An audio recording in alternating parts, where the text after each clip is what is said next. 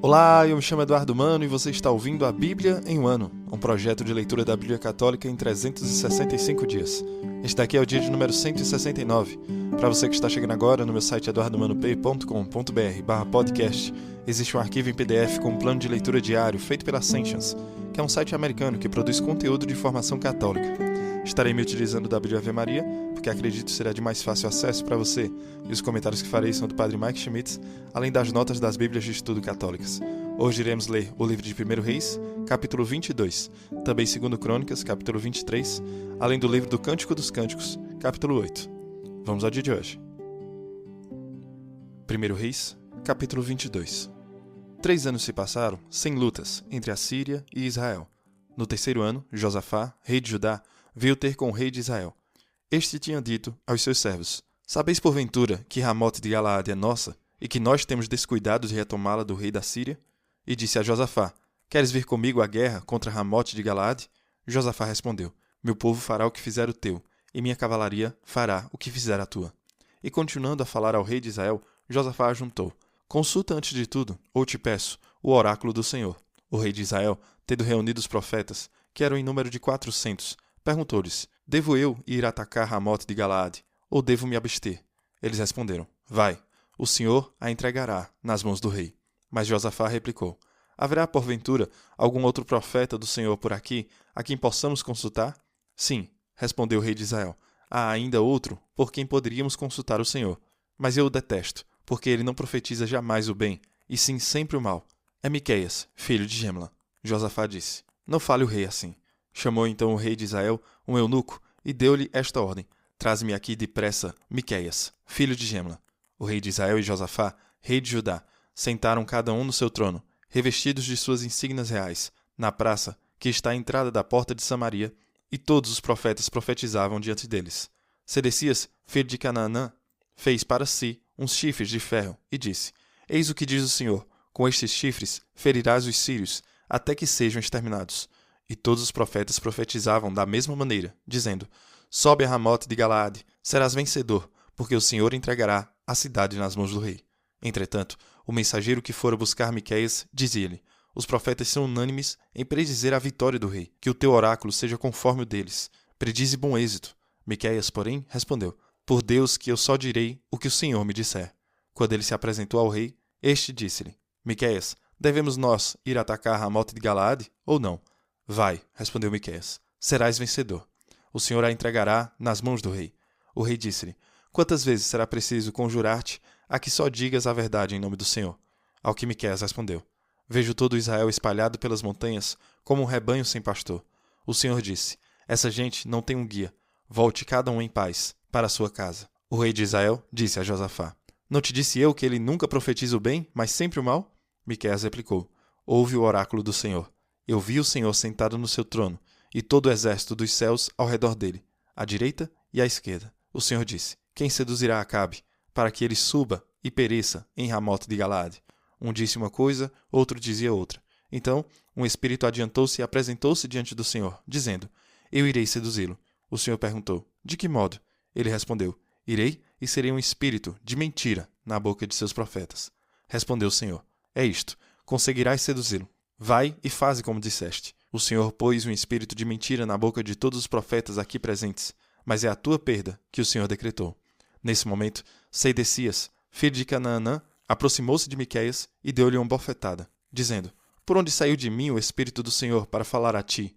Tu o verás, respondeu Miqueias, no dia em que fores de quarto em quarto para te esconder. Então o rei de Israel ordenou: Prende Miqueias e leva-o à casa de Amon, governador da cidade, e de Joás, filho do rei. Dize-lhes: Esta é a ordem do rei: lançai este homem na prisão e alimentai-o com um pão de miséria, até que eu volte são e salvo. Ao que respondeu Miqueias: Se voltares são e salvo, será um sinal de que o Senhor não falou por mim. E ajuntou: Ouvi, povo, tudo isso. O rei de Israel subiu com Josafá, rei de Judá, a Ramote de Galaade. Disse-lhe: Vou disfarçar-me para ir ao combate. Tu, porém, conserva as tuas vestes. E o rei de Israel disfarçou-se antes de entrar em combate. Ora, o rei da Síria tinha dado aos seus 32 chefes de carros a seguinte ordem: Não atacareis ninguém, pequeno ou grande, mas unicamente o rei de Israel. Os chefes de carros, tendo visto Josafá, disseram entre si: Aquele é seguramente o rei de Israel. E o atacaram. Josafá soltou o seu grito de guerra. Os chefes de carros, vendo que não era o rei de Israel, afastaram-se dele. Nesse momento, estirando um homem o seu arco ao acaso, feriu o rei de Israel, entre as junturas da couraça. O rei disse ao condutor de seu carro: Volta a rédea, leva-me para fora do campo de batalha, porque estou ferido. Mas o combate foi naquele dia tão violento que o rei teve que ficar de pé em seu carro, diante dos sírios. Morreu ao cair da tarde. O sangue corria de sua ferida e inundava o seu carro. Ao pôr do sol, ouviu-se um clamor que corria por todo o exército. Volte cada um para sua cidade e para sua casa. Morreu o rei. Levaram-no para Samaria e enterraram-no ali. Quando lavaram o carro na piscina de Samaria, os cães lamberam o sangue do rei e as prostitutas banhavam-se ali, conforme o oráculo do Senhor. O restante da história de Acabe, suas ações, o palácio de marfim que construiu, as cidades que edificou, tudo isso se acha consignado no livro das crônicas dos reis de Israel. Acabe adormeceu com seus pais e seu filho Ocosias sucedeu-lhe no trono. No 4º ano de Acabe, rei de Israel, Josafá, filho de Asa, tornou-se rei de Judá. Tinha 35 anos quando começou a reinar e reinou 25 anos em Jerusalém. Sua mãe chamava-se Azuba, filha de Salai. Andou em todos os caminhos de Asa, seu pai, e não se desviou deles. Fez o que é bom aos olhos do Senhor. Todavia, não desapareceram os lugares altos, onde o povo continuava sacrificando e queimando incenso. Josafá viveu em paz com o rei de Israel. O restante da história de Josafá, seus grandes feitos e suas campanhas, tudo se acha consignado no livro das crônicas dos reis de Judá. Expulsou da terra as prostitutas sagradas que ainda restavam do tempo de seu pai. Não havia então rei em Edom, mas um governador que exercia as funções de rei. Josafá construiu um navio de Tarsis para ir buscar ouro em Ofir, mas não pôde ir, porque o seu navio naufragou em Azion-Gaber. Ocosias, filho de Acabe, disse a Josafá: Deixe os meus servos embarcar com os teus. Mas Josafá não quis. Josafá adormeceu com seus pais e foi sepultado com eles, na cidade de Davi. Seu filho Jorão sucedeu-lhe no trono. No 17º ano de Josafá, rei de Judá, Ocosias, filho de Acabe, tornou-se rei de Israel em Samaria e reinou 2 anos sobre Israel. Fez o mal aos olhos do Senhor e seguiu os caminhos de seu pai e de sua mãe e de Jeroboão, filho de Nabate, que tinha arrastado Israel ao pecado. Prestou culto a Baal e prostrou-se diante dele, provocando desse modo a cólera do Senhor, Deus de Israel, como fizera seu pai. 2 Crônicas, capítulo 23. No 7º ano, Joiada, cheio de coragem, conquistou a fidelidade dos centuriões Azarias, filho de Jeroã, Ismael, filho de Joanã, Azarias, filho de Obed, Maasias, filho de Adaías, e Elisafate, filho de Zecri. Percorreram Judá e reuniram os levitas de todas as cidades de Judá, assim como os chefes de família de Israel. Em seguida, retornaram a Jerusalém. Todo esse grupo fez uma aliança com o rei no templo. Eis, disse-lhe Joiada, o filho do rei que deve reinar, segundo a declaração do Senhor, referente aos filhos de Davi. Eis o que deveis fazer. Um terço dentre vós, sacerdotes e levitas, que fazem o serviço do sábado, estará de guarda às portas do templo. Outra terça parte vigiará o palácio real, e a outra terça parte guardará a porta de Jezobe, enquanto que todo o resto do povo ocupará os átrios do templo. Ninguém entra no templo a não ser os sacerdotes e levitas em serviço, os quais podem entrar, pois estão consagrados. E todo o povo observará o que foi ordenado pelo Senhor. Os levitas, com as armas na mão, rodearão o rei, e todo aquele que tentar entrar no templo será morto. Seguireis o rei em todas as suas idas e vindas. Os levitas e todo Judá seguiram à risca todas as ordens do sacerdote Joiada. Cada um deles reuniu seus homens, tanto aqueles que começavam seu serviço do sábado, como aqueles que terminavam, pois o sacerdote Joiada não tinha dispensado nenhuma categoria. Ele próprio entregou aos centuriões lanças, como também os escudos pequenos e grandes, do rei Davi, conservados no templo. Em seguida, colocou toda a tropa, com as armas na mão, ao longo do altar e do edifício, desde o ângulo sul até o ângulo norte do templo, de tal modo que rodeava o rei. Em seguida, trouxeram o filho do rei e o cingiram com um diadema e lhe entregaram a lei. Ele foi proclamado rei. Joiada e seus filhos o ungiram e gritavam: Viva o rei! Atalia, contudo, ao ouvir os gritos do povo que acorria para aclamar o rei, dirigiu-se através da multidão ao templo do Senhor.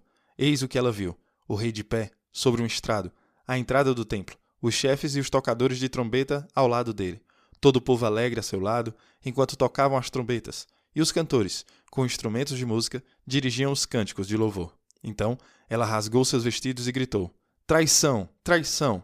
Mas o sacerdote Joiada deu esta ordem aos centuriões que comandavam as tropas: arrastai-a para fora, por entre as vossas fileiras. Se alguém quiser segui-la, passai-o a fio de vossa espada. Pois o sacerdote tinha impedido que a matassem dentro do templo do Senhor. Agarraram-na, e ao chegarem ao palácio real, pelo portão dos cavalos, foi ela morta nesse lugar. Joiada fez uma aliança entre si mesmo, o rei e o povo, uma aliança segundo a qual o povo devia pertencer ao Senhor. Então toda a população dirigiu-se ao templo de Baal e o demoliu. Quebraram seus altares e suas imagens, e assassinaram diante dos altares Matã, sacerdote de Baal. Em seguida, Joiada postou sentinelas no templo do Senhor, sob a direção de sacerdotes e levitas, que Davi tinha dividido em categorias no templo para o oferecimento dos holocaustos ao Senhor, assim como está escrito na lei de Moisés. Entre cantos de alegria, conforme as disposições de Davi, colocou também porteiros às portas do templo, para que ninguém, atingido por alguma mancha, nele pudesse entrar. Tomou consigo os centuriões, as pessoas importantes, aqueles que exerciam alguma função entre o povo, assim como toda a população da terra. Fizeram todos um cortejo ao rei, quando este saiu do templo do Senhor. Entraram no palácio real pela porta superior e estabeleceram o rei no trono. Toda a população da terra regozijou-se. Contudo, a calma reinava na cidade, enquanto Atalia era morta com um golpe de espada.